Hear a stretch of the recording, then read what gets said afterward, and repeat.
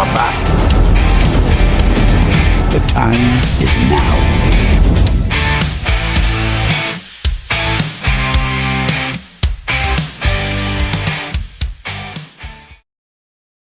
NUFC Talk TV, ladies and gentlemen.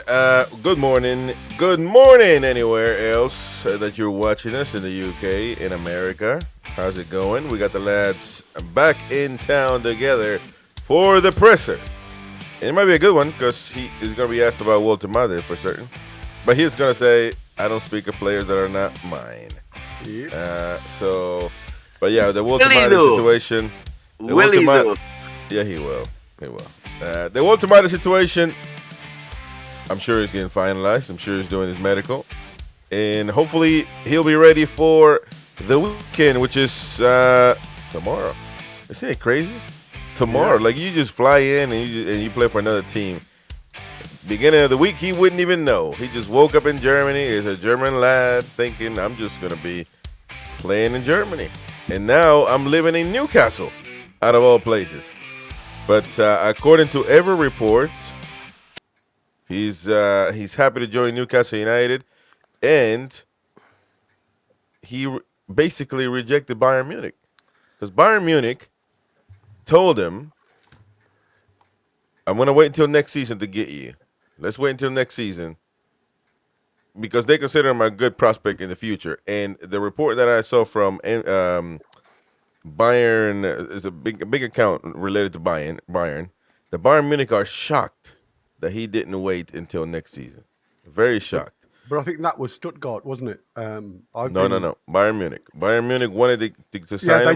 they didn't want to pay the asking price Exactly, that Stuttgart wanted for him or But advanced listen, him. Similar situation to us, isn't it? For a German, he would have wanted he would have wanted to wait for Bayern. I'm gonna wait until next season. Let me just get the season and out. maybe Bayern's thinking was Harry Kane. Well, exactly. In a year's time is going to be that much older. So there you go. But As soon as if we stop Isaac going.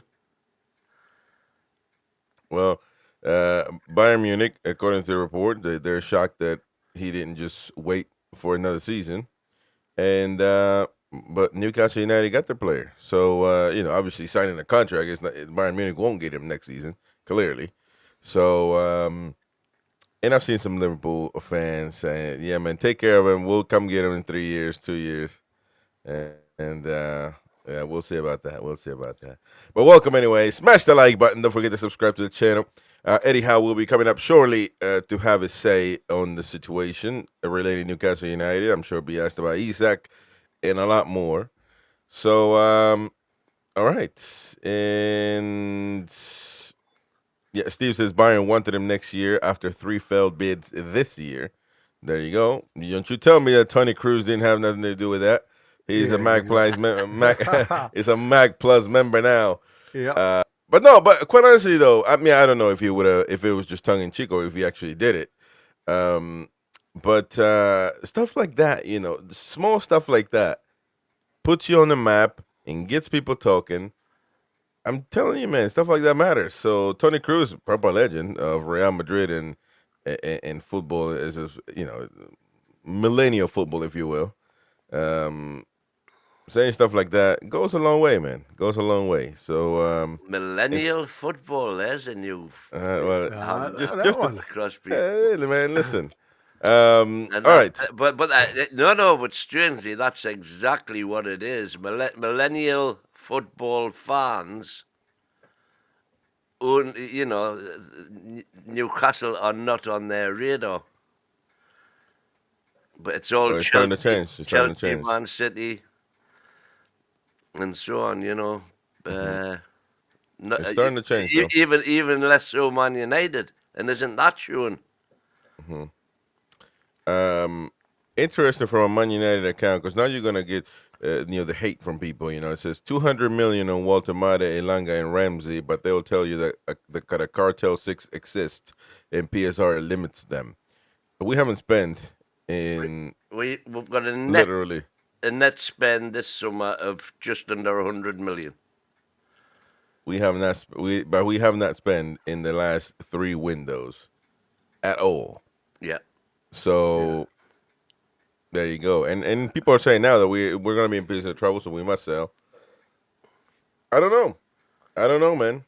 And we'll see. We shall see what happens at the end of the window, because if we don't sell Isak, then it's going to tell you that I guess we don't. I guess we don't have problem. Or we think that this squad will do a job. It will be 170 million if we're signing Voldemort, by the way. Yeah, it will. That's what I said. It'll be 170, which is what we expected. I said 150 plus. Yeah. Yeah.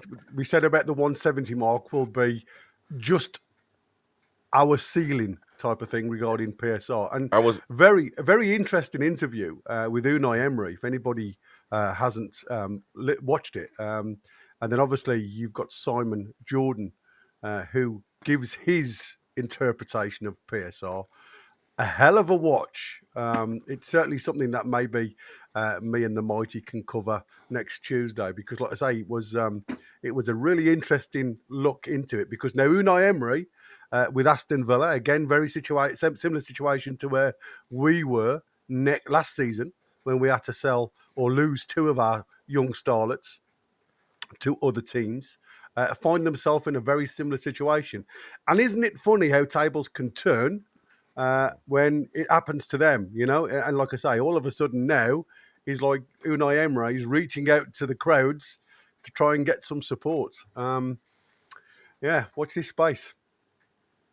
Yeah, for certain. I'm actually very excited about Walter Made.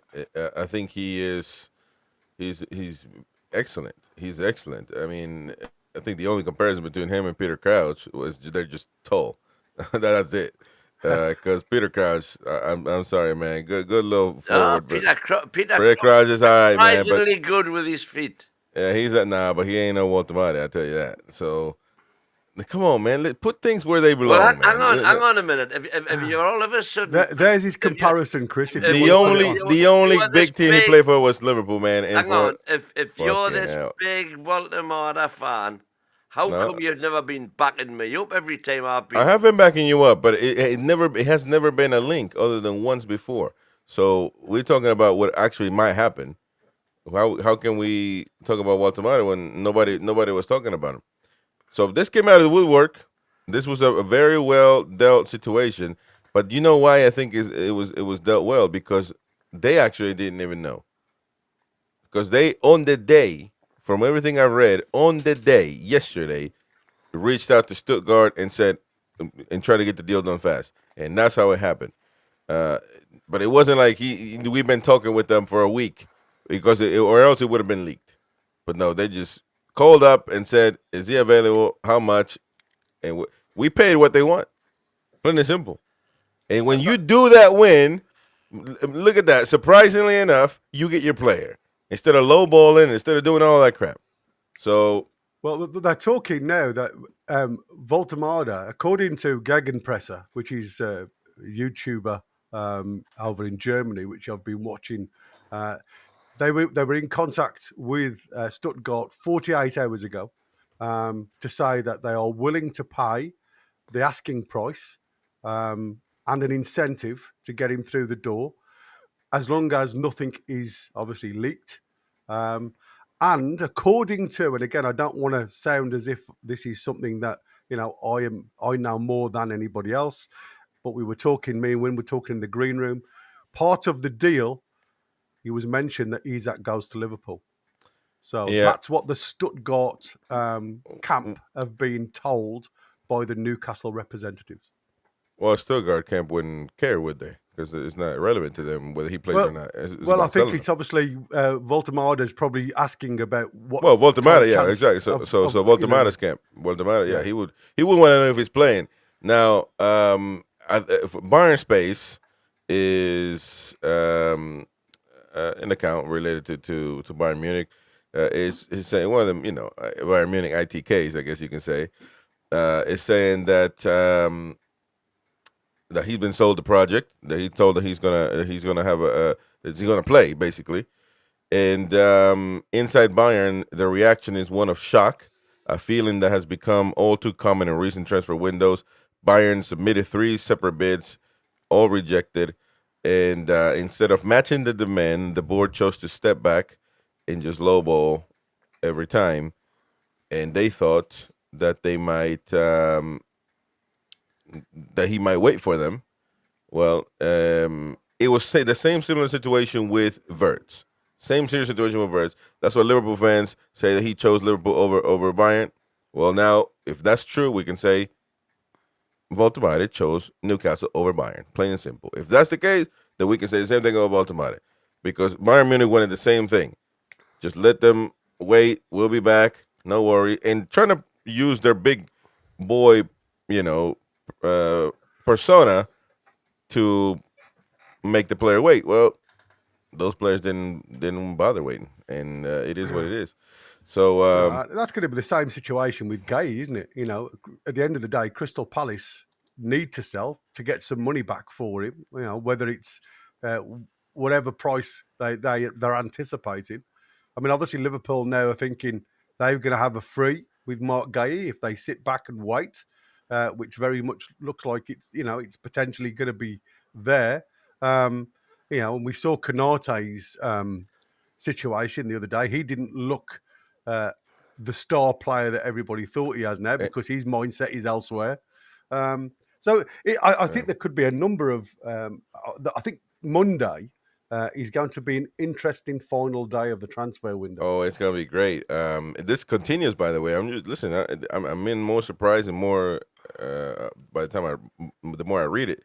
The rejection cuts deeper because of the debate within the club about certain forwards, and they think that Voltemade is the best, like he's going to be the best center forward for Germany in the next decade. So he's been called out for Germany, by the way.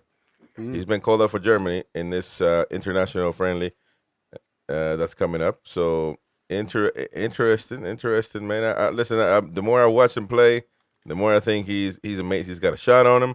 Very, very Isak-like player that we want and need. I think he's ready to play.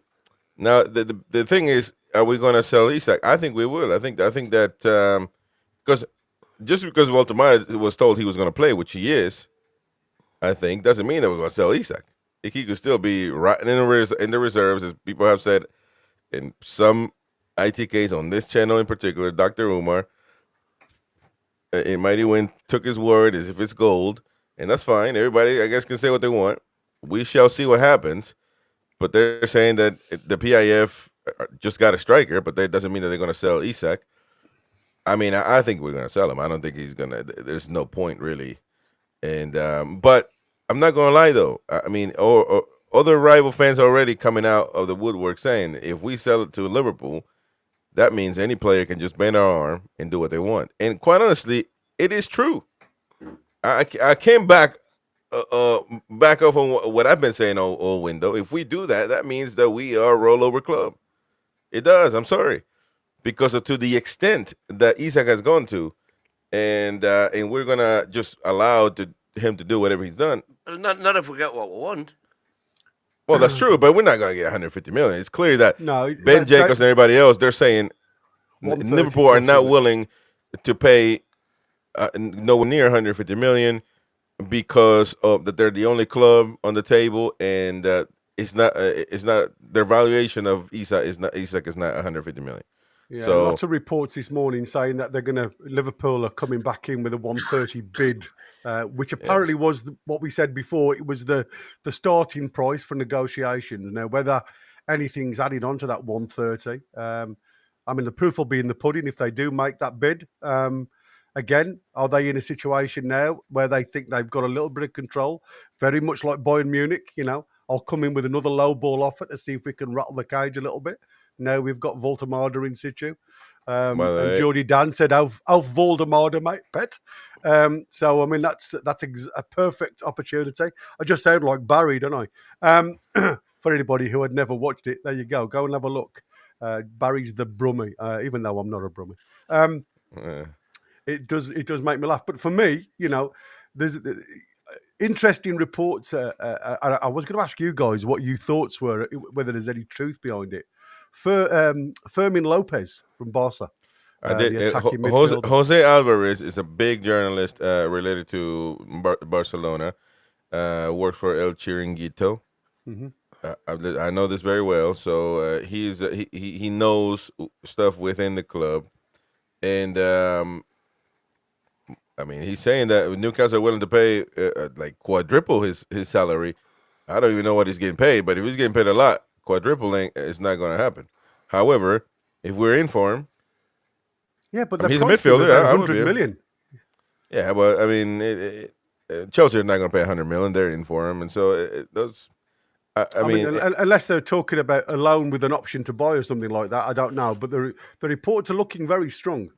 I would love another him. I rate him highly. Those Barcelona young academy players, they are gold, man. They are gold. And now we're getting to Mighty Wins. This is not Mighty Wins area, so of expertise. He's knackered. I thought you were about to bring up the Prem proven. He talks about oh my God. I try to help. I try to save you from that numpty statement, but you said it anyway. You don't need to save me. It's just fact. No, it isn't actually.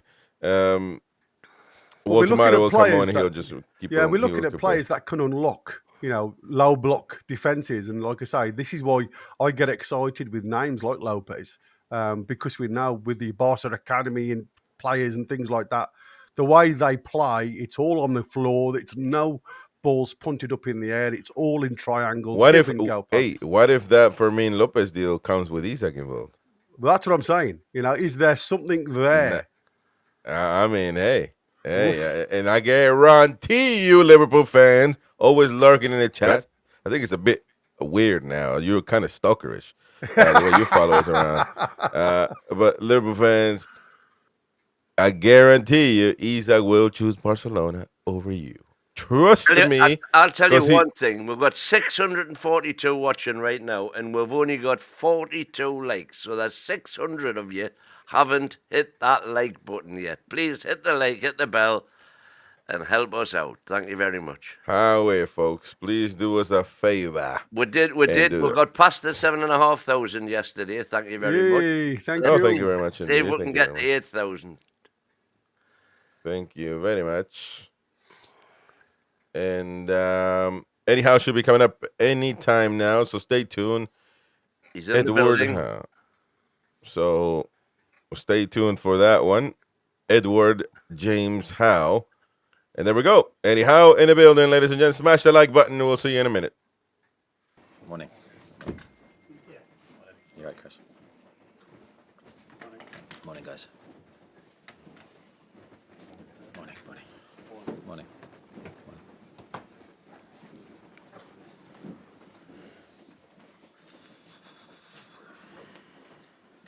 Morning, everyone. We'll start with Reza when you're ready.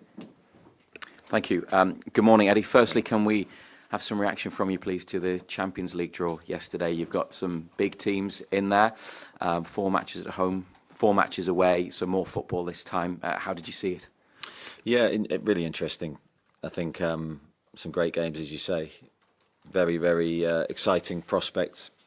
I think very competitive, of course, the Champions League. And you look at the ties and you think, you start to be, sort of visualise the games and how tough they'll be, but how exciting they are, and what an opportunity for us to, as you say, enjoy more games in the Champions League. The group we had last time was very difficult. The games we have this time, I think, is tough and challenging, but great to look forward to. And similar to 2 seasons ago when you were in the group stage, the away matches that you'll have are not too far away. You're not having to travel to the outer reaches of Europe. You'll be able to probably get there and back within 2 or 3 hours. Is that important to you, given the packed schedule you'll have this season? Yeah, I think we're pleased with that. I think that the away games are always exciting, both for players and supporters. Sometimes the unknown is really exciting. So look, we played Paris before, so that was a great experience for us.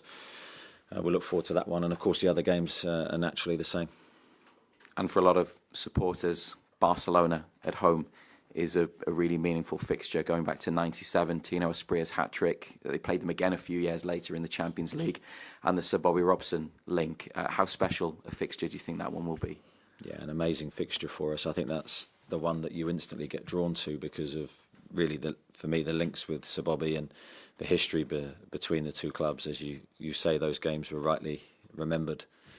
So I think the exciting part for me is can we create more legacy to that fixture? Moving on, what can you say to us about the move for Nick Voltemada?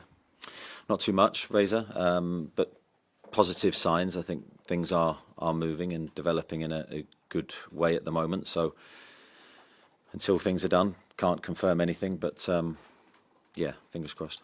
Would it be your hope that he could be registered in time for Leeds, if that's possible? I don't think that is going to be possible due to lots of reasons that I don't understand. But I think that the most important thing is that we try and bring a centre forward in. That's what we've been working towards really hard all summer. So hopefully we're getting closer. The rest of your squad for the match this weekend, you had a couple of injuries to key players against Liverpool. Firstly, how are Sandro Tonali and Joe Linton? What's the latest?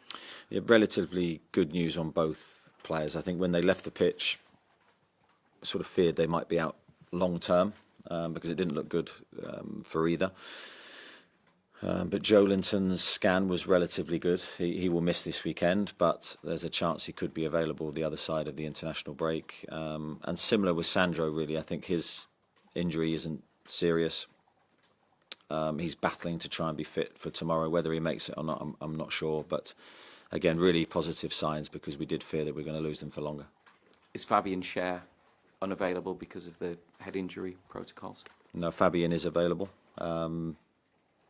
Yeah, we followed Premier League protocols regarding concussion with the doctor, and he should be fit and fine to play. And what about Anthony Gordon? Presume you didn't appeal against the sending off, so he will be suspended? Yeah, he will be suspended. Yeah, we didn't appeal. And just one on the match against Leeds. Obviously, the atmosphere there is always noisy and electric, and it's their second home match after promotion. They won the other game. What do you make of what you're likely to come up against tomorrow? Yeah, I think every time we've been to Ellen Road, I think we've experienced the atmosphere, the feeling in the stadium that the Leeds supporters try and create. I think is very good. It's very strong home support. So we know that the start of the game is going to be really important for us. Having watched their game against Everton, I thought they played very, very well. And even early parts of the Arsenal game, I thought they were strong in the game. So I think they've invested well. They've got some good players. And Daniel's done an unbelievable job there. Thanks, Reza. Keith? Eddie, it's been a busy transfer window for you for a number of reasons. Players coming in, players you've tried to get in. But how busy is the last few days, the last week been as you sort of furiously try and bring in a striker? Yeah, I think the last month really has been the same. It's been relentless. This has been a demanding window in lots of different ways. The work going in has been detailed. It has to be. We have to try and bring the right players to the football club, and there's been a big effort from everyone behind the scenes to try and achieve that. So as I said earlier, we look like we're getting closer, but nothing is signed yet. But it's certainly moving in the right direction. On a scale of 1 to 100, how much are you looking forward to it closing, the window closing on Monday night? 101. It'll be good because I think you can then focus on what we love to do, which is the training and the players that we have, and trying to build the team, knowing that it's settled and all the emotion around the transfer window is gone. But yeah, of course, there's also benefits to the window in a sense that if you need to improve the squad, you still have a chance to do it. And certainly we are looking to do that in the last few days. So going from what you're saying there, if you get Voltemada in and confirmed, are you still active in the window?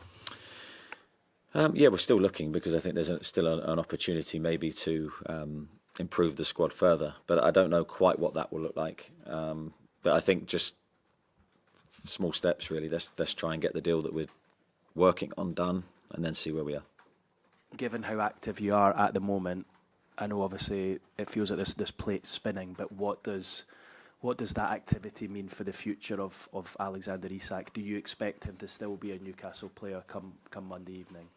difficult for me to give you any clarity on the future, Keith. I've said before, I don't know what the future holds in that respect because I'm not dealing with it myself. I've got no update from what I spoke about the other day. I'm concentrating on trying to bring players to the club. Will Osula came off the bench and scored the other night. He's like the only recognised striker you've got at the moment, unless you manage to get someone registered in time for tomorrow. Does he deserve a chance against Leeds tomorrow? Yeah, possibly. I think he's certainly one of the options we're looking at. I thought he did really well when he came on. He took his goal superbly. He gave us renewed energy in a moment when the players were feeling the effects of playing without the extra man. Yeah, I think he's improved a lot from this time last year when we first signed him. He's gained experience and certainly the knowledge of how we play and what we ask our centre forwards to do isn't easy. It's not an easy position to play. But he's gaining in confidence, I think, and that goal will do him the world of good.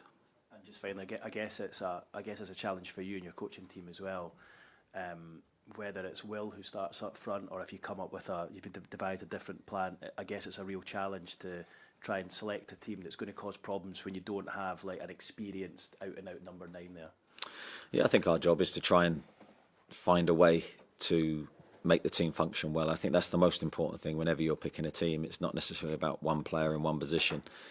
It's about the team still being able to deliver a strong performance. And I think if you look at the 2 games, albeit without an experienced Premier League striker, the team function has been really, really strong. And that's enabled us to be more than competitive in the games. For me, we've been the better team in both of our Premier League games so far, although we haven't won any.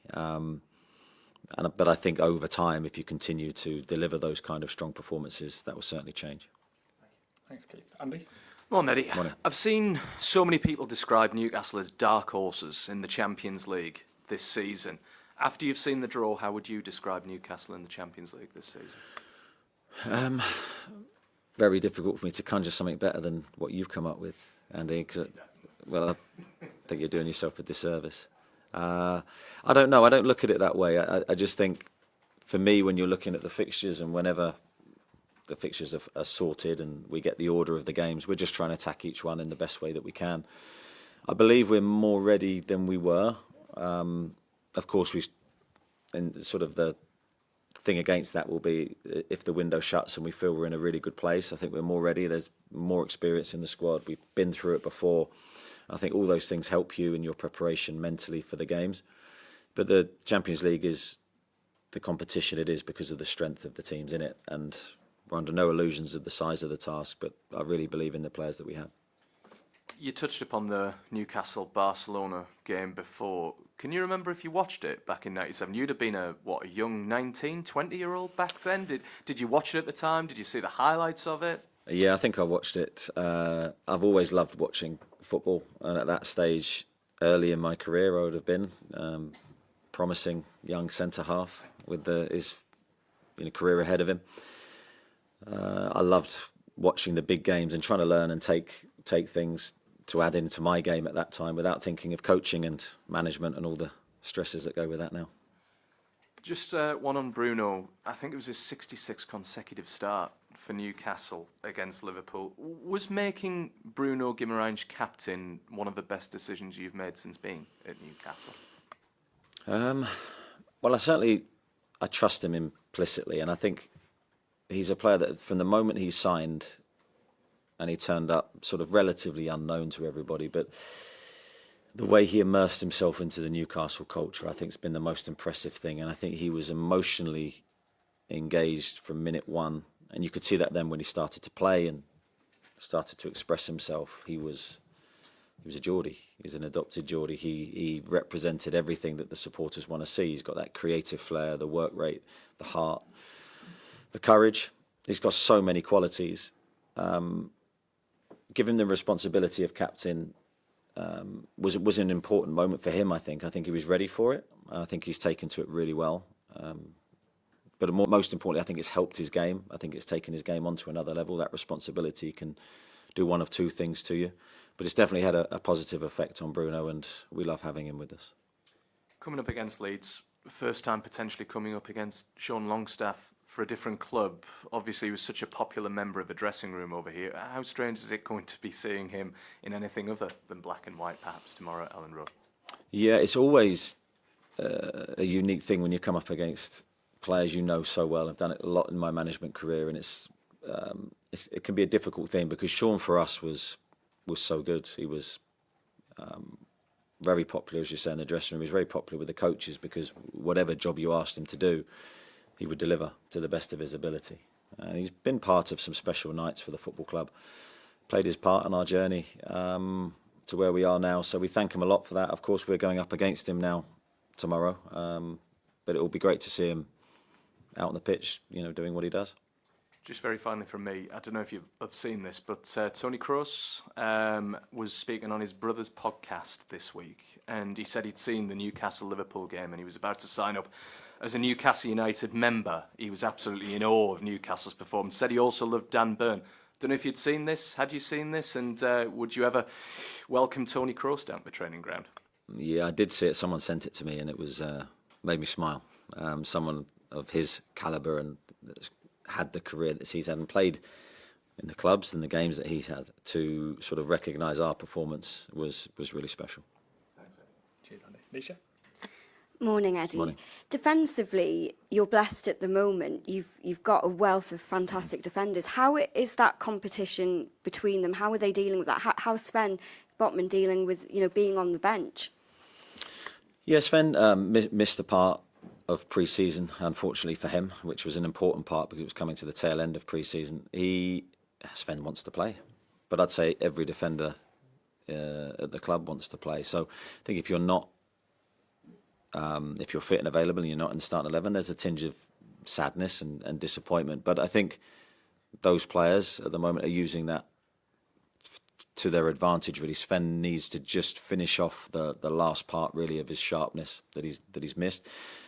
Same situation with Lewis Hall, who's missed a lot through injury. He was beginning to get back to his very best physical level. So this opening period of the season, where we've had one game a week, really, 3-week period, and then an international break is sort of the last top up for those players. I think the other side of the international break, where we're going to have game after game after game, those players need to be ready to be at their absolute best levels. We know the window's shutting fairly imminently, but do you feel like the club is just about there with what you need for a successful Premier League and Champions League campaign? Yeah, I think we've worked hard throughout the window to try and get ourselves in that position. There's been quite a lot of work done. I'd still feel in an ideal world there's a little bit more work to do. So we'll try, as I said earlier, right to the end of the window. Thanks, Nisha. We'll start the written section with Damien. If we could just keep it to 2 questions each, please, that'd be great. Morning, Eddie. Nick Voldemar made a really good start to his senior career, much as Alex had done before he arrived here. If the move goes through, do you see you being able to do with Nick what you've done with Alex? Yeah, without talking about the individual player, because that's not right. We believe in our ability to try and coach players, help players maximise their ability and take their games to the next level. And just on Leeds, on your first season here, the game down there proved a real springboard. Can it be a springboard again? For all, you've played very well, but you've not got the results you would want so far. Yeah, we hope so. That game I remember like it was yesterday. I realised the position that we were in, the pressure on us going into that game was extreme. John Joe hit a worldly free kick into the top corner, if I remember rightly. Thanks, Ryan. But it was an amazing moment, and it was an amazing sort of change in our fortunes, because that gave us the confidence and belief to take our form to a different point for the second half of the season. And you never know what would have happened if we hadn't have got that result. But it sticks in my mind, and I love going to Ellen Road. It's a stadium full of emotion, but we need to use that emotion for us this weekend. Thank you. We'll go Mark and then Lee, please. Eddie, Yasser Al-Rahman was here at the on Monday, and PIF obviously looks like they're going to be back here with a club record signing. Do you feel that PIF have backed you? Has there been any change since Yasser came in on Monday? No, I think they're always supporting us and helping us. So no, there's been no change. As I say, I had a very, very brief chat with him before coming to see you guys after the Liverpool game. so we didn't talk in any detail. Have you spoken at all to Alex this week, or has it been very much same situation? Same situation. Lee? Eddie, I mean, I know you can't talk about Alexander too much, but does it get to a point where you as a coach, you cannot waste too much energy on a certain situation and you have to sort of delegate that to the powers that be? Yeah, that's where I've been for a long time with the Alex situation, because it would be detrimental for me to invest any more time in that situation when I've got 25, 30 players needing every ounce of energy and time, and the team needs me to focus on trying to get results. So that's what I've tried to do. Other people, as I've said, are dealing with that situation. For me, it's been, let me focus on the players that are playing and that can influence our results. And obviously we hope that we'll get some good news on transfers later, but do you feel now that it's almost like a new chapter, the page is being turned on something? You've got the Champions League draw to look after. There's so many positives to happen in what's been a crazy summer in some ways. Yeah, for me that was there. As soon as the season starts and the action begins, you're into the totally different place where you have to try and get results and performances, and it's such an exciting season ahead. You don't want anything to derail the positivity that should be directed towards the team into getting results. It's hard enough to do it against the backdrop of, you know, all the other distractions that we faced this summer. But I think the players have faced that really well. But we're going to continue to have to do that because the challenge only gets bigger. So, as I say, the other side of this international break, the games will explode upon us, and we need to be ready for that challenge ahead. Thanks, Lee. We've got Ian and then Luke, please. Morning, Eddie. Morning. Sean Longstaff, whenever you looked at the Opta stats afterwards, he was invariably a player who'd run more miles than anyone else on the pitch. If he starts, would you expect him to run more miles than anyone else on the pitch tomorrow? Yeah, that's definitely his game. I mean, his game's based on, that's why we loved him so much, based on running, energy. He played with a real passion for Newcastle as well. His love for the club, I think, shone through with how he played. So, yeah, if he plays against us tomorrow, he will cover every blade of grass, and we're going to need to match that in that key midfield area. Just on the season as a whole, 2 weeks ago, you certainly wouldn't have accepted the results that you subsequently have, but you would have the performances that are probably better than you might have imagined. Have you had to reassess your own thoughts on the season ahead? Are you more optimistic than you were before the season started?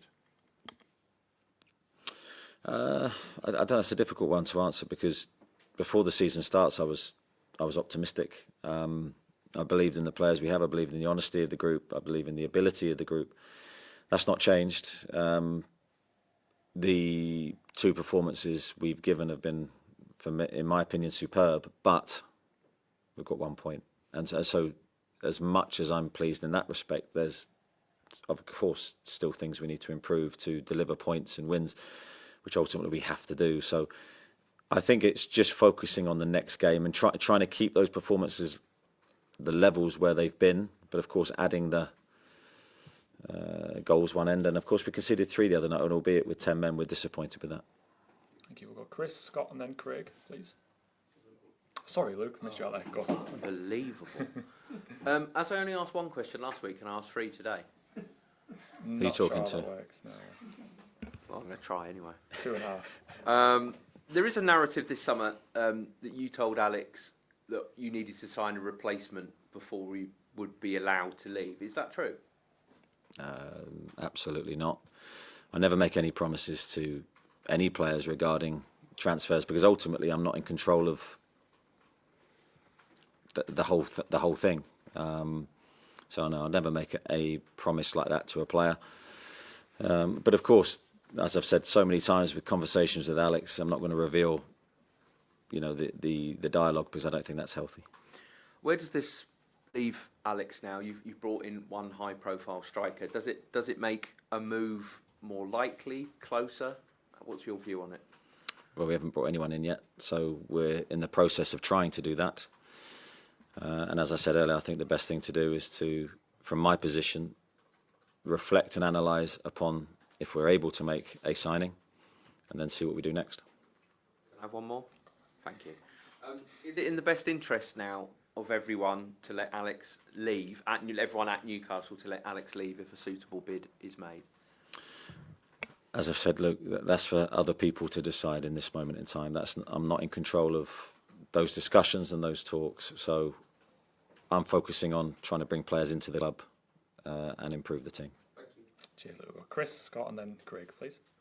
Morning, Eddie. Morning. In terms of Sandro's injury, it looked like, I don't know, he'd done something to his shoulder. But can you explain the nature of it and how he has, because it looked like it might be dislocated, or how he's recovered so quickly, I suppose? Yeah, there was no dislocation, thankfully, because that would have been, of course, a much longer term injury. I'm probably better off not giving you the science behind it, because I don't actually know too much. But I think he's just dealing with pain. If he can deal with his pain, he could play. But he's still sore. The movement in his arm is reduced currently, or it was yesterday. So we'll see how he is today. He's saying he wants to, give it every chance to play. But we need him 100% fit if he does. And beyond the Alexander Isak situation, if you do bring in a striker, do you envisage other potential outgoings by the deadline? Do you need to, financially, for PSR reasons, to move people on as well? I think PSR is always there, as I've said. With every decision we make, there is a view to PSR, whether it be sort of now or looking at future windows. So I couldn't rule anything out. I couldn't say absolutely not. But also I couldn't say anything is 100% going to happen, because, as I said, we need to reflect upon our position, both PSR-wise and squad-wise, if we can make this signing that we want to make. Scott? Hi, Eddie. Just one on Will Sula. I mean, there has been talk of interest in him from Germany. So, is there any chance that he leaves this month, or is that absolutely out of the question with everything else that's going on striker-wise? And B, where do you kind of think he's at in terms of his development? And if he does stay as a Newcastle player for the rest of this season, where do you think he can get to this season? Is it realistic to think that he could be a regular first-team starter this season? I think anything is possible for Will. I wouldn't want to put any kind of restriction on how he's viewed. We will view him and judge him every day like we do. He's made great strides, I think, in a year. Sometimes you can forget when you're watching someone every day and you're so sort of ingrained in their development, you can forget to see the giant leap that he's made. So I think his game's in a much better place. I still think there's more growth to come, naturally, for someone so young. But he's got ability and he's got a talent, and he does score goals. He scores goals regularly in training. He's quick and he's strong, so he's got all the attributes. There will be a time when he has to play regularly to sort of go the next step, and he's probably in that moment now. And could that be away from here then, if other strikers come in? I mean, is that, would you consider a loan for him, or does he need to be here? I think that's all for another day. Regular football will be something he needs for his own career at some stage, but whether that's now or in the future, who knows? Cheers, Scott. Craig? Thank you. Morning, Eddie. You said there, other people are dealing with the Alex situation, but do you have a preference as to how this does play out? You're potentially looking at two options, which are players coming in and drawing a line under the Alex situation, or taking that gamble of reintegrating. Other people are dealing with it, but do you, and have you communicated a preference? Yeah, of course I would have a preference. But ultimately you've got to look at all the information. So of course I have a footballing preference, but then you've got to take everything else into account. You can't just be oblivious to things that have happened. So I'm sort of in that position really, where I'm trying to separate myself from it, because, as I've said so many times, I have no control over it. So I'll let everything take its course and then deal with the eventuality. That sounds, judging by your answer there, that you're being a pragmatist about the situation rather than, what's the opposite of pragmatist, emotionally involved, or is that fair to say you're being a pragmatist around this situation? Yeah, I don't think you can be emotionally involved, because I think if you're emotionally involved, you're going to make a bad decision. So I've had to separate myself from it as Alex sort of exited the squad really initially. Took a view that then the squad needed me to be the best me and be totally focused on them. And this situation was not going to be resolved quickly, and I had no control over bringing any resolution to it either. So I was in that position then where I took the call to move forward with the squad. Cheers. We'll got Dom and then Jordan, please. Morning, Eddie. You've spoke all summer about wanting to sign a striker, and that striker would be a replacement for Callum Wilson. So any incoming player, do they have that label as a Callum Wilson replacement? Is that fair? Well, they don't have that label from me. I understand the question, but I think we're just trying to sign the best players possible that we feel can help our team. There's no label attached to anyone we bring in. They will fight and compete for the shirt like everybody else, and then what happens from there is down to their own ability. In terms of fighting and competing for a shirt, in terms of your striker at Leeds, other than Will Asula, are there any other options that would enter your mind in your squad? Yeah, I think you've always got options, even if it's perceived you have none. In my head, there's always a solution. There's a system change, there's a personnel change. So we're looking at all options in this moment. Jordan? Morning, Eddie. The general understanding has been that you need to sign 2 strikers before letting Alexander Isak go. Now that one is through the door, nearly through the door, do you hope to sign a second striker before the window closes? Yeah, we've got no one through the door currently, so we're working hard on that. As I said, I think once that situation's resolved, either way, we'll then make a call on what we do next. And is there still room for more signings after this deal goes through, if it goes through, or would you need to sell someone to raise additional funds? I think copy and paste my previous answer, really. We'll digest it all, see where we are financially, and then make the next call. Cheers. We've got Louise, Kieran, and then Martin at the back to wrap up, please. Hi, Eddie. Hi. Last season, you spoke a few times about that at the start of the campaign, there were some problems in the dressing room and it was quite tough and it could have gone either way. How do you sense the mood this season as compared to a year ago? Is it, despite everything that's happened, is it more positive or the same or worse? Or Yeah, no, I think the squad feel and dynamic is very strong at the moment. I think players have been through a lot this summer. I wouldn't have said the same answer in the first couple of weeks of pre-season because I think there was a lot of distraction. But I think since then the squad's come together really strongly. I don't think we'd have been able to give the 2 performances that we have at the start of this season if we weren't totally together, united, and the feeling wasn't very strong between the players and staff, etc. So no, I feel like we're in a really good place, but I feel the squad just generally needs a bit of work in terms of finishing touches to make this a really successful window for us. That's probably where I'd give an assessment. and on Monday night, the owners and the chairman made a great show of being here and going onto the pitch and consoling you at the end and everything. Does part of you feel that they should maybe have been here a little bit earlier? And do you think you could have done with more help at certain times earlier on, i.e. in face-to-face situations? No, I don't think so. I think it was great to see whenever the owners are here and their presence is here, whether it be at a game or training or a meeting, it is greatly appreciated by myself because I think the players can then see that we're together as a football club, which we very much are. But sometimes to see that visually is so strong. So no, whenever they're here, I'm fully behind that. But there's been no time when I felt we've needed that beforehand. You know, we've got a team of people that are dealing with all sorts of different things at the club. And of course, as Alex's situation, I didn't think there was ever going to be a quick resolution regardless of what we did. Thank you. Kieran? Given how difficult it's been to sign a striker this summer, what would it mean to get one through the door if it happens? Yeah, it's been something we've been working on for weeks and weeks and weeks. But as always, it's about the right player, not any player. So that's what we're working towards, bringing someone in that we feel can take the team forward. And you've spoken about this previously. Given the events of recent days, do you feel there's any way Alex could be reintegrated? I think I've answered that one many, many times. Yes, he's contracted to us. Thanks, Kieran. Then Martin, to wrap up, please.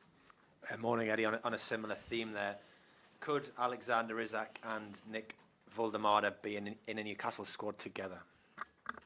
Yeah, of course. But one isn't available to pick and one we haven't signed, so that gives it a bit of context as well. And that there has been an overspend problem in the last 3 transfer windows that has hindered you. If Voldemort signs, would you want to be careful to avoid repeating that? Yeah, I think I've said many times we don't want to be in a position where we're having to make poor decisions, which we had to do, well documented previously, off the back of decisions we've made trying to improve the squad as we are now. So I think PSR continues to influence everything that we do. We don't want to be chasing a big deficit because it will have big negative consequences if we are in that position again. Thanks, everyone. Thank you. Thanks very much. Thanks very much. Thank you. All right, to Mr. What Eddie a game he Howe. played. What a wonderful presser today. Welcome to the channel, folks. If you're just joining us, smash the like button. If you're a Newcastle United fan, we got live shows every day, multiple times a day, videos, recorded videos, whatever it may be. We got you coverage of Newcastle United 24/7. So please smash the like button right now. NUFC Talk TV is the name of the game. All right. So Eddie Howe, wonderful stuff. Wonderful stuff. Fabulous. Wonderful presser. But what shocked me in the beginning was about he won't be able to play or to be counted, available for reasons that he has no idea of. Kind of in a pouting tone, maybe like, what the hell are these rules that we can't just implement them for the weekend game? So what rules could it be? I thought he would be able to be. If he signs before 12 o'clock and the papers are sent through, then he can play. Yeah, it's all about his registration, isn't it? It's all about. Well, but did you guys not hear what I heard? I think that's what Eddie was. That's what Eddie was. Do you not think that's a little bit cloak and dagger, though? I'm not going to show my hand to the opposition manager. Okay, well, I mean, but if he's registered by afternoon, then that stuff is they keep as much. I mean, we all said, Eddie's so clever at batting everything back towards the journos without giving a lot away. And I must admit, we're talking about a presser versus a side that we play on Saturday evening. And there was, how many questions regarding Leeds? I mean, it was shocking. It's all about Alexander Isak again, and obviously asking about the new signing. And Eddie's going to say that, he's not going to give you, as Wynne said before, he's never going to give you an opportunity to, take something in and throw it out there as clickbait. It's a case of just taking it away, taking all the essence of the future, if you like, of what's coming up on Saturday away from these numpties. Because at the end of the day, I mean, what was Louise talking about there? I mean, some of her fucking questions, you have to question her ability as a journo. Mm-hmm. Ridiculous. Well, Eddie certainly learned from last time when they kept asking him about Isak until he finally folded and gave something away that they could run with. About him. Well, he was asked again today by. But the well done asked by Luke Edwards, and Eddie Howe said no. I have never had any promises. Absolutely not. Never ever told Isak that if we sign a replacement, he can go. Absolutely not. Exactly, and because obviously he can't fulfill any promises. Thank you, DeVries Basson, who's join us and become a member. Thank you very much indeed. We will be we need to give away something for members pretty soon, and we got a member show tonight, chat member only, sometime around maybe 8 p.m. or so, or we might have to do a live match on RCN. Depends. Special. Depends on the situation. We might have to do a match on RCN football. It depends on what's available in the world, because we got to keep our eyes in the world of football, man. We could have had Walter Mata lined up already if we would have at least watched Stuttgart Bayern or something. But listen, he's in now. I think he's in. There's no doubt about it. Obviously, Eddie Howe was. Well, we haven't signed him yet. We haven't signed him. Eddie Howe was absolutely. I mean, everybody knows I'm his #1 fan, but I thought today he was absolutely on point. Craig Hope. Can you see a situation? He point blank asked him, "Do you want Isak back in the squad? And he said, of course I do. But we cannot be oblivious to everything else that's going on. So what I want is irrelevant. Mm-hmm. He just handled everything so brilliantly. He's a masterclass of it. Absolute masterclass. Absolute perfection. And that's what I said. You've got. I have nothing but admiration the way he deals with pressure. We've seen multiple coaches in the past not have half the issues that he has been under. You go back 12 months with all the talk about the English coach's job.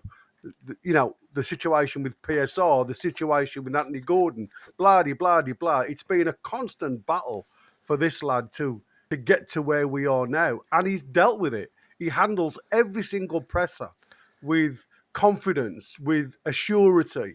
And he gives very little away, but enough away for you to understand the situation. And I think that, to me, like I said, he is an absolute masterclass at dealing with pressure and awkward questions. Thank you, Top who joined the NTTV Plus tier membership. That's the highest tier that we offer there. For you're gonna get everything now, every single thing, including Mighty Wins private after hours show. So there you go. Thank you very much and welcome, Top to the channel. Thank you very much indeed. And you'll be able to chat tonight with us, new members. It's a member-only chat. That means the chat is only for members. And so join us tonight. Yeah, a lot of good things coming out of this presser. And he's I would like to have seen asked, and he might have played it with a straight bat, but is he a Callum? One of the questions was, is he a Callum replacement? Which he dodged. But will he get, if he signs? Will he get the number 9? Well, I don't think it's up to him. Question up here. I don't think it's up to him, or it would be if he's involved, but I don't think Eddie bothers too much about that.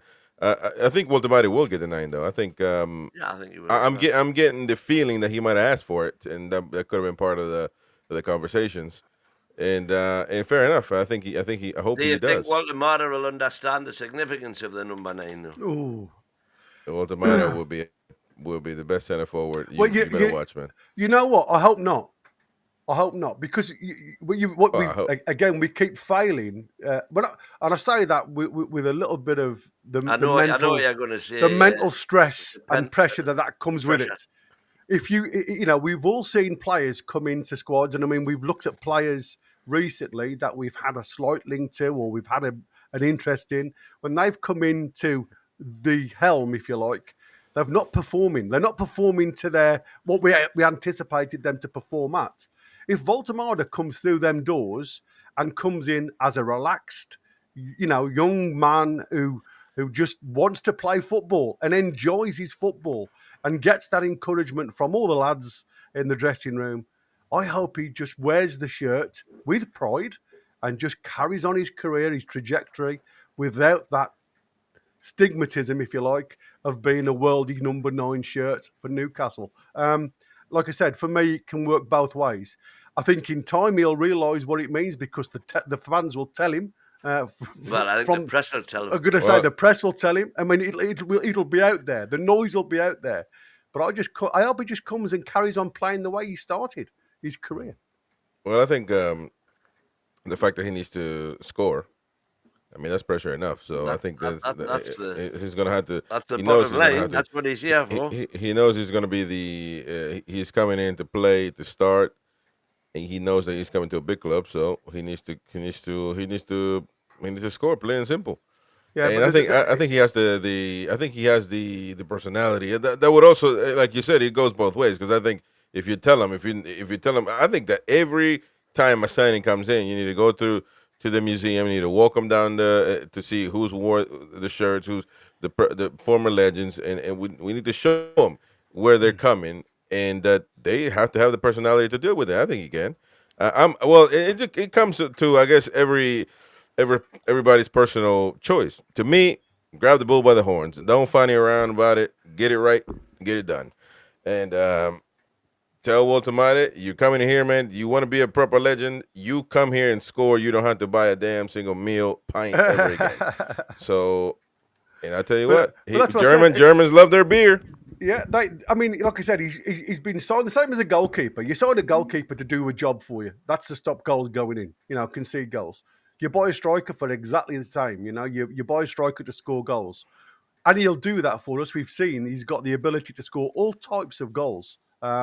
He's good feet. He's good in the air. Like I said, the comparison to Alexander Isak, I don't know who's done it, but according to the markup that they've done, he's a better all-round striker than Alexander Isak. So, there's a lot of pressure building on his shoulders by just that title alone. When people are putting all these comparisons together, he's showing that there's certain elements to his game where he is not a lot better, but on a better trajectory than Alexander Isak is. So straight away, that puts pressure on you.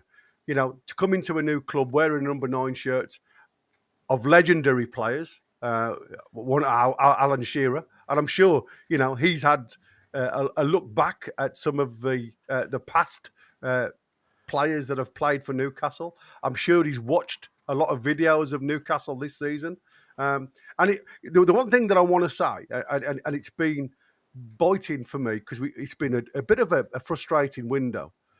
All the nonsense from a lot of the fans that are obviously coming from different teams saying that if you're keeping Alexander Isak, held ransom, nobody will want to come and play for you. That's bullshit.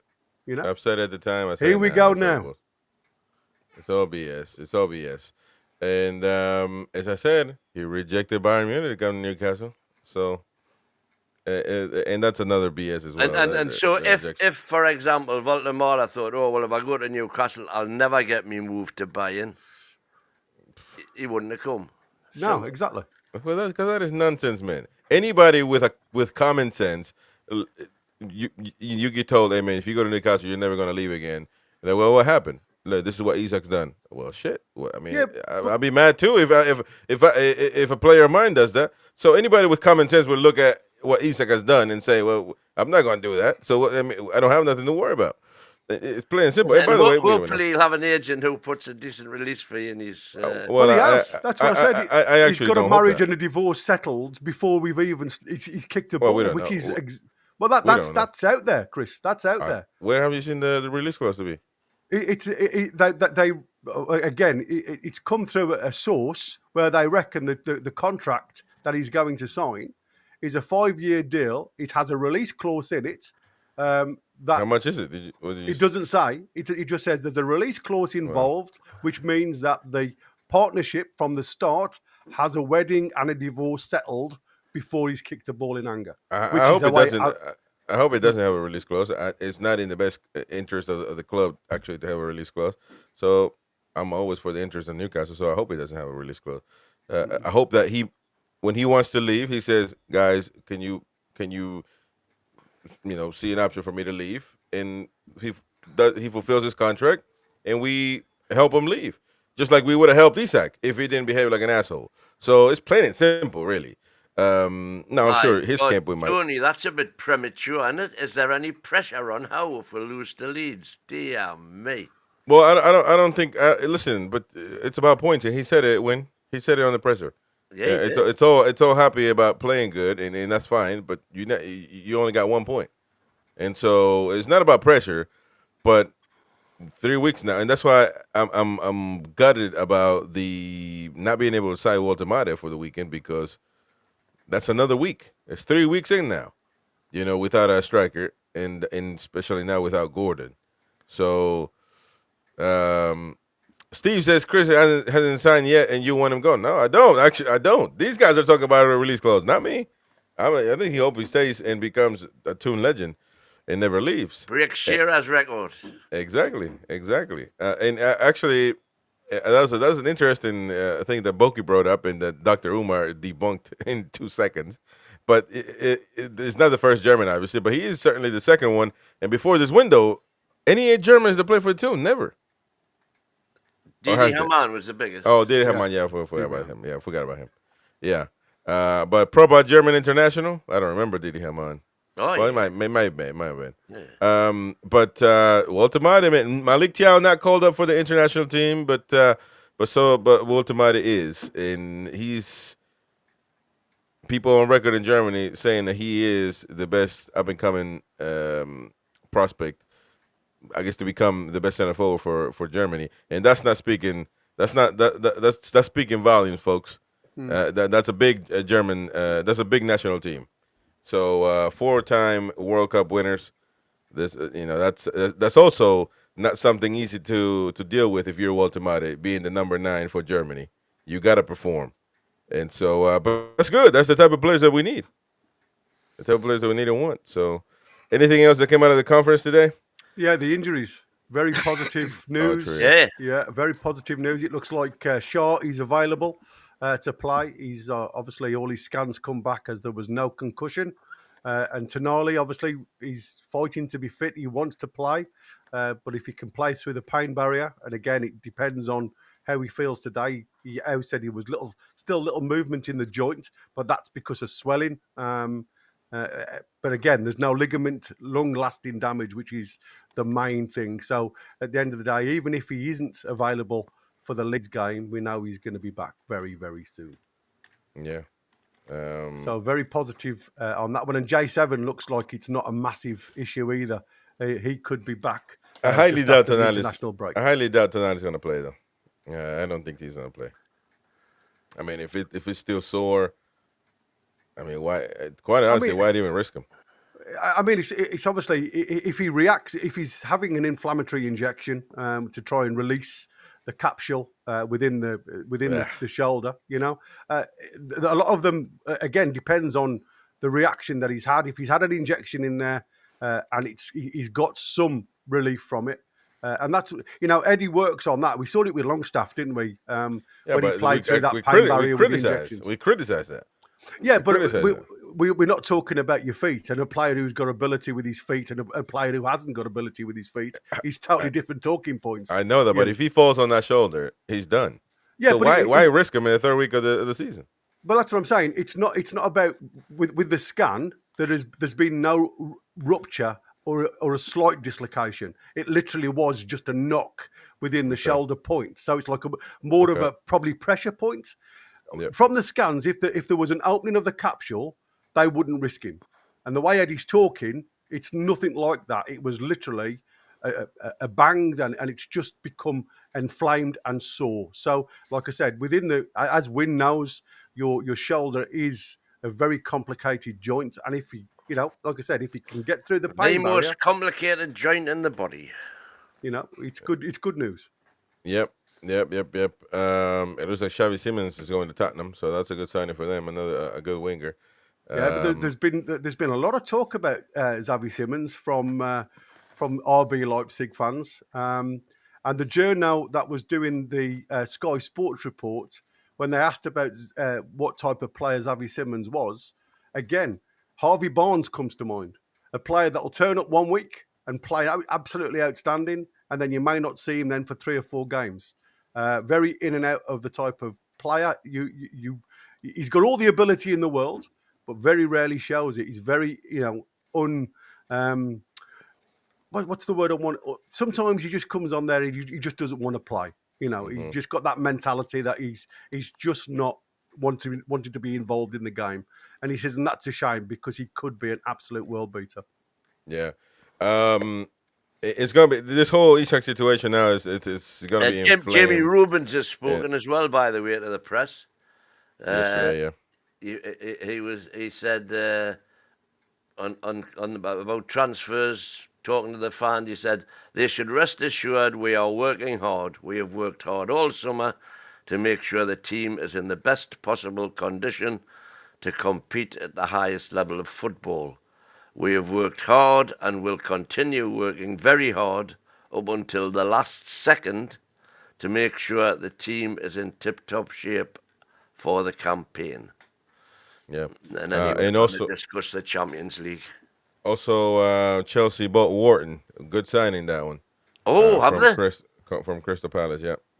So they just... Bloody hell, how many players have Chelsea got?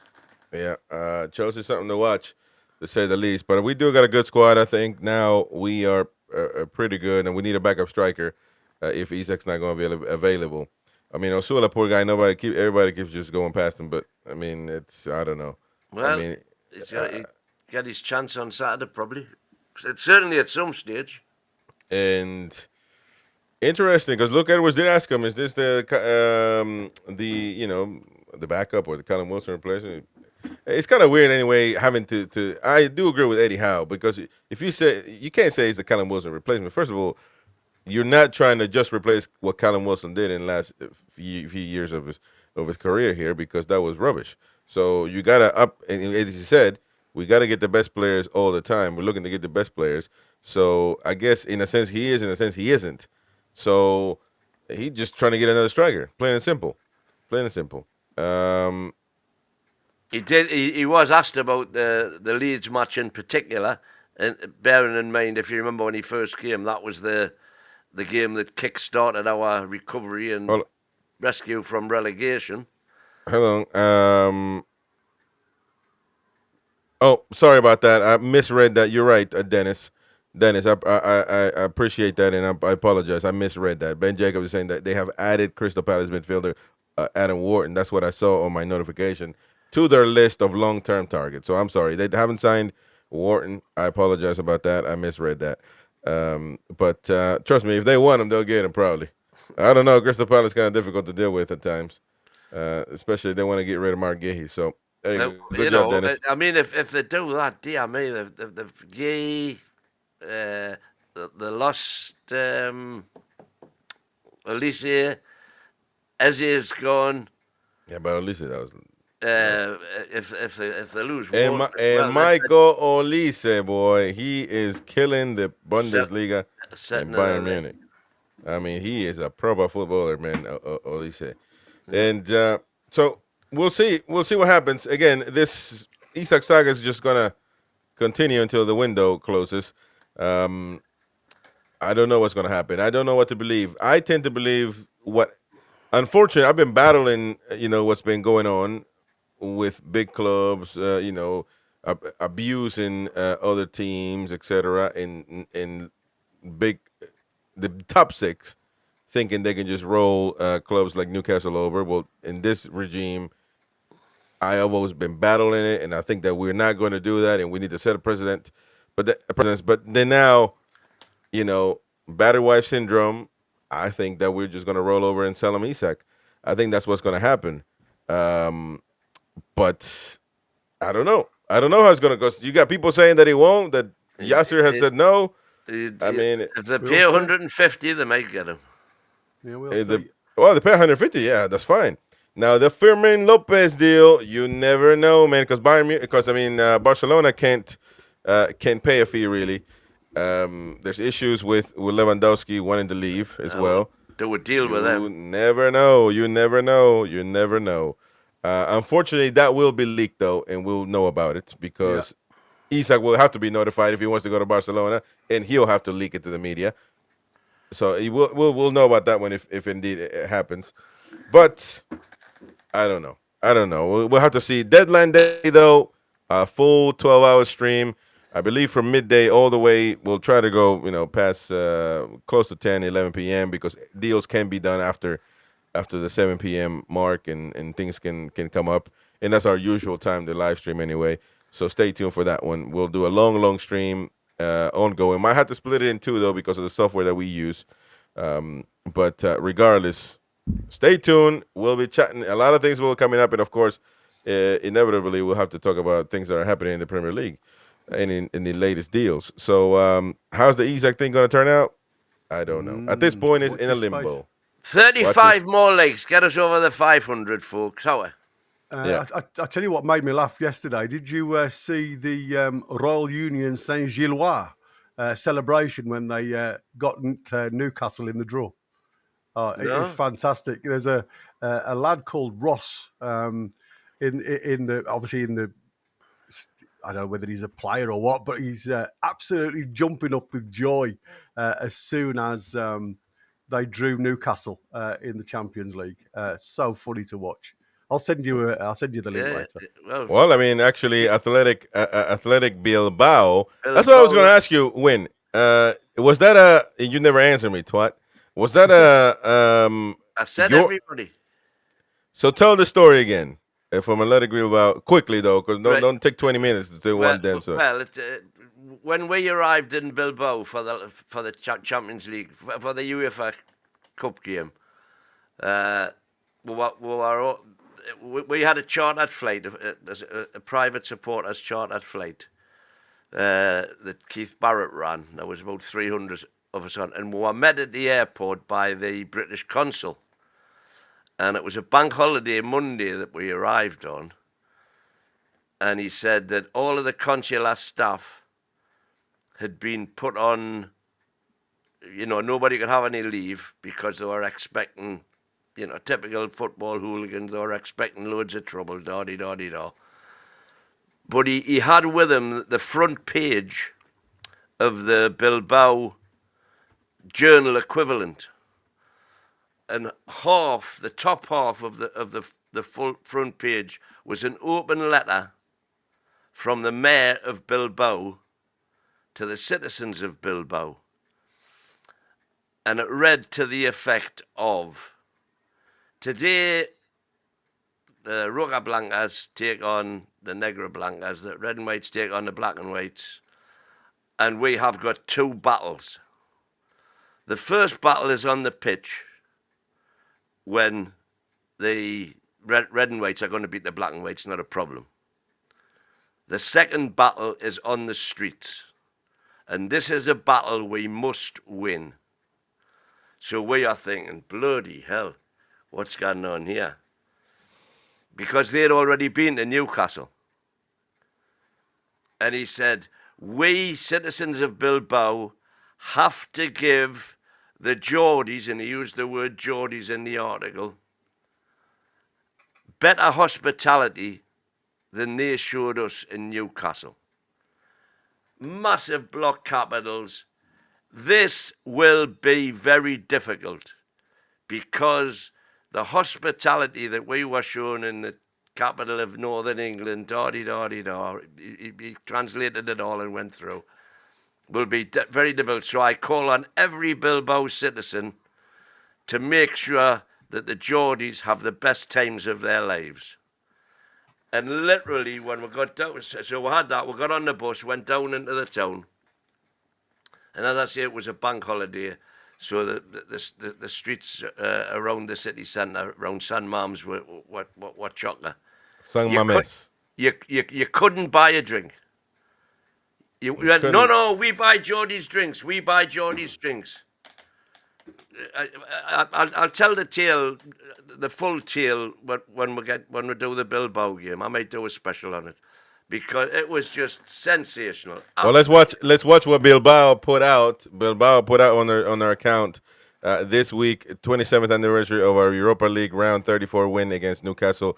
One of the most memorable nights in San Mamés history. The fans stayed to give each other a standing ovation after full time. Howe, the Magpie, says Bilbao. Let's go and let's watch this one. This was the images at the time. I finally relented and gave my shirt up at 4 o'clock in the morning.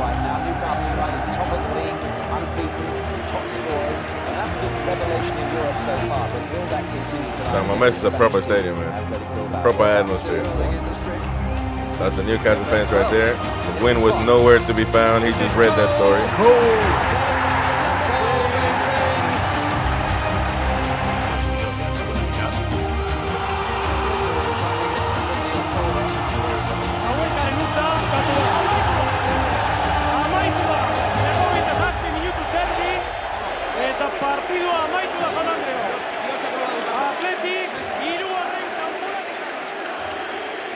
And there you go, giving each other a round of applause, really, in that moment. So wonderful night is going to come back. And by the way, somebody said that Bilbao trash only got the Nico brothers, the William brothers. You're wrong. They're not rubbish. They're a really good team, and that atmosphere is crazy. San Mamés is known for probably the best atmosphere in Spain. San Mamés is no joke. It literally isn't. So I think they're fourth in the Hispanic League. Actually, let me look it up real quick. Which the tables doesn't matter at this point anyway. No, they're fifth. So 6 points. So you tell me rubbish. You got the same point as Real Madrid and Barcelona. Come on. Anyway, come on, man. What are we?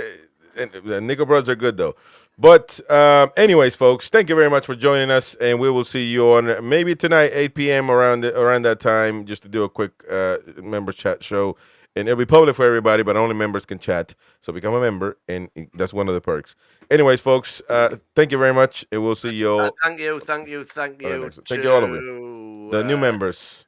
New members, De Vries, Basson, and Tupta. Thank you for joining. See you later, folks. Take care. See you guys. How are the lads? Lassies and bands. And bands.